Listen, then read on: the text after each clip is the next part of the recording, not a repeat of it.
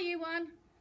Got another story for you. This one, Giddy Goat by Jimmy Ricks and Lynn Champion.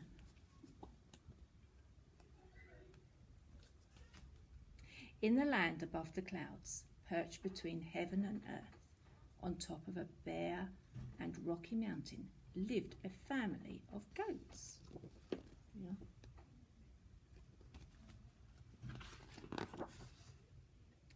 These were no ordinary goats. These were rock-climbing goats, with hooves that clung to the cliffs like sticky socks. They were acrobat goats that could leap plunging ravines while the toy town world buzzed below. These goats knew no fear.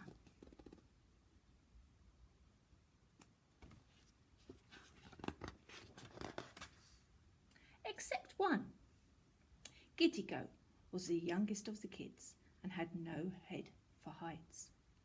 Stand him on the ledge and his knees would turn to jelly. Make the spinning stop, he would cry, clinging onto the rock face. Giddy Goat didn't feel like a mountain goat at all. There he is, he's standing on that ledge. There he is. Would your heads feel like that, going round and round circles? One day, the family took a picnic right to the top of the needle. Giddy was so terrified that he couldn't move a muscle. Here he is.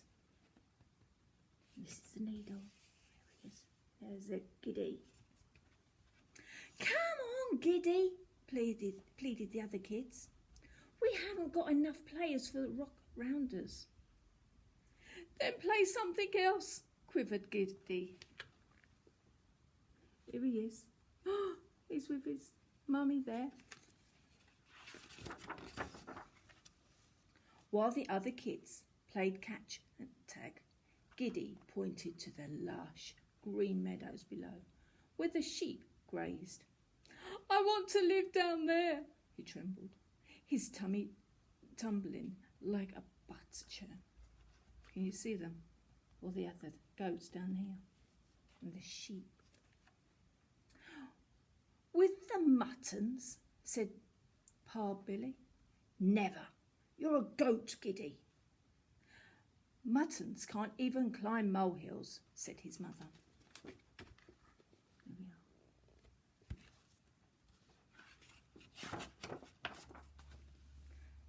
But that night, Giddy Goat ran away from home. He strapped himself to a tea tray and tobogganed down the mountain with his eyes closed shut.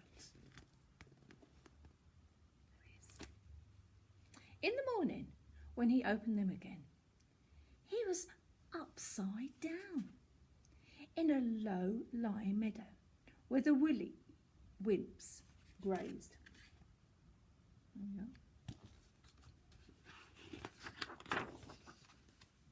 I've come to be a sheep, Giddy said, to a wrinkled ram called Rumbleless. The old ram stared at Giddy with eyes as cold as marbles. You're a smelly goat, he said. You're far too good for the likes of you. Sheep and goats don't mix, said the old ram. Go home, goat. That wasn't very nice, was it? Poor Giddy crept away from the flock and cried. How could he go home when home was 20,000 feet off the ground and he was scared of heights? Here we are.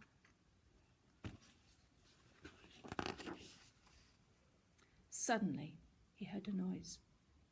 It was a faint, far-away bleating that whispered through the clouds.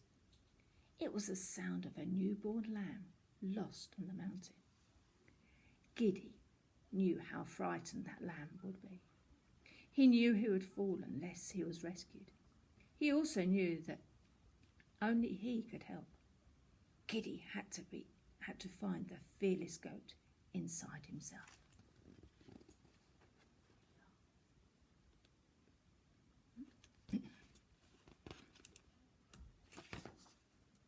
He tiptoed up the mountain and placed a hoof on the steep path. Stones crumbled underfoot, but it was now or never. With one fearless bound, Giddy sprang to the rock face. He bounced from boulder to boulder and flew over ravines. Like a bearded bird, Giddy was climbing. Can you see him? Would you be that fearless? I don't think I would be. He found the lamb trapped on a narrow ledge. "Hello," said Giddy. "I'm Giddy." "So am I," trembled the lamb, who was called Edmund. "No, Giddy's my name," chuckled the goat. "What are you doing up here?" The lamb looked sheepish. "I want to be a rock climber," he said. "Really?" said Giddy. "Follow me."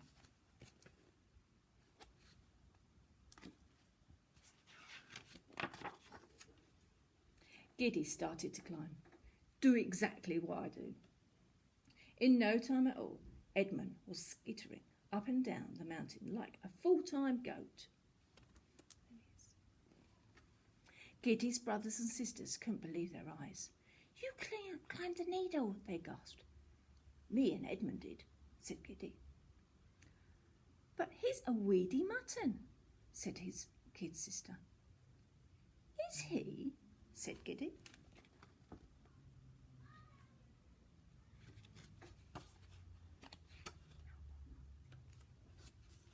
It didn't take long, Edmund, to prove that he had a knack for climbing, and with 2 extra players, they finally played that game of rock rounders. They had so much fun that they didn't notice that the sun was going down until Edmund heard his mother calling.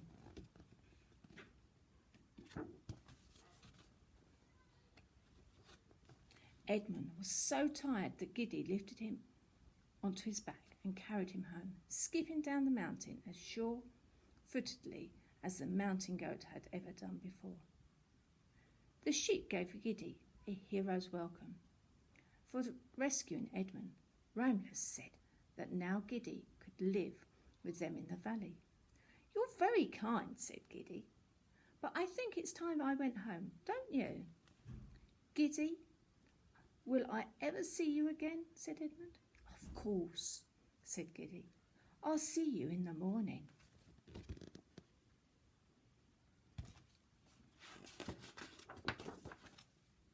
So the very next day, as the sun spread its furry fingers across the valley, Edmund and Giddy met halfway up and halfway down the mountain to play games. Some nights they would sleep over. "Giddy," said Edmund one night, "now that both of us can live in the valley and climb mountains, are we sheep or goats?"